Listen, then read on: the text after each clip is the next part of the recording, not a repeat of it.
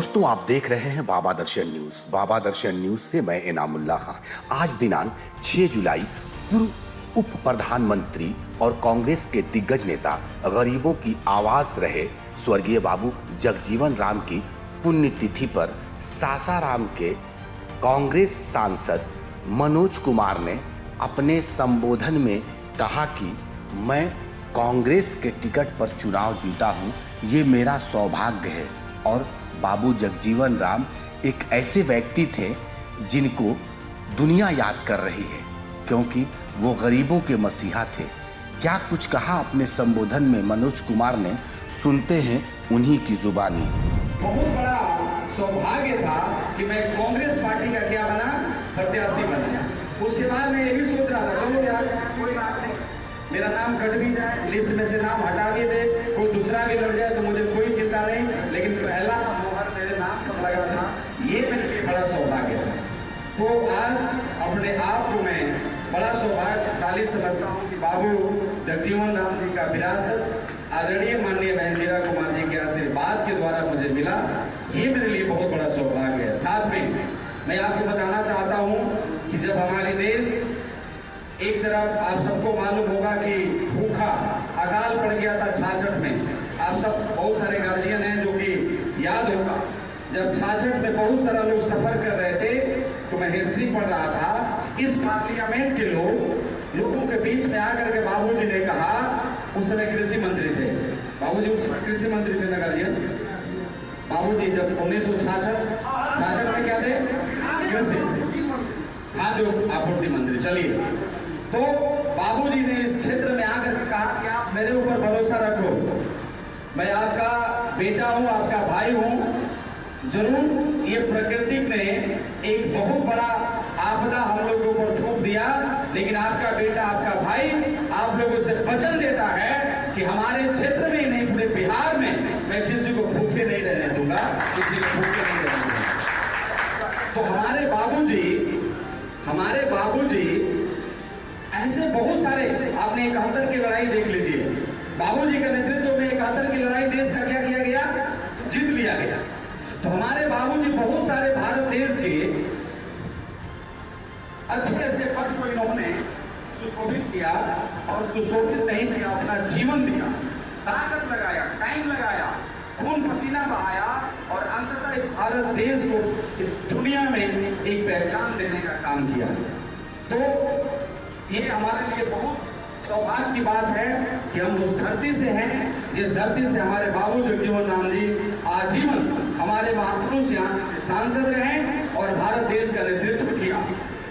भारत देश का इन्होंने नेतृत्व किया।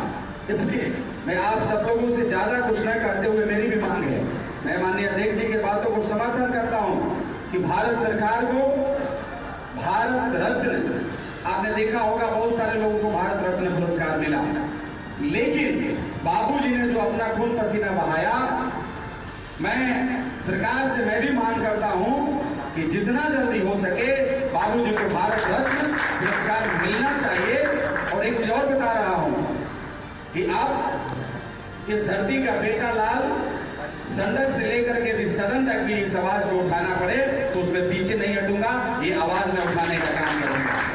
तो मैं आप लोगों से एक चीज और कहना चाहता हूं, 3 तारीख तक हम लोग का सदन चला। 3 तारीख को हमने गाड़ी पकड़ा, सदन लास्ट हो रहा था, हमने निकला, गाड़ी पकड़ा, और गाड़ी पकड़ के 4 तारीख को हम लोग चले आए। शाम तक हम लोग 4 तारीख को चले आया। उसके बाद में एक वीडियो क्लिप में डाल दिया कि आपका भाई मनोज कुमार क्षेत्र में आज आ गया है। किसी को कोई जरूरत हो, कोई भी काम हो, चाहे कोई भी काम हो, आपका भाई पीछे नहीं हटेगा। मैं आपको बता रहा हूँ 24 आवर मेरा मोबाइल कभी बंद नहीं होता।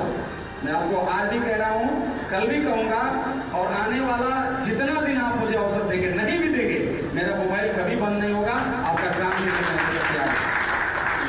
सदन में होता क्या है कि मोबाइल बंद होता है, आप सबको मालूम है, सदन में मोबाइल का अलाउ नहीं है।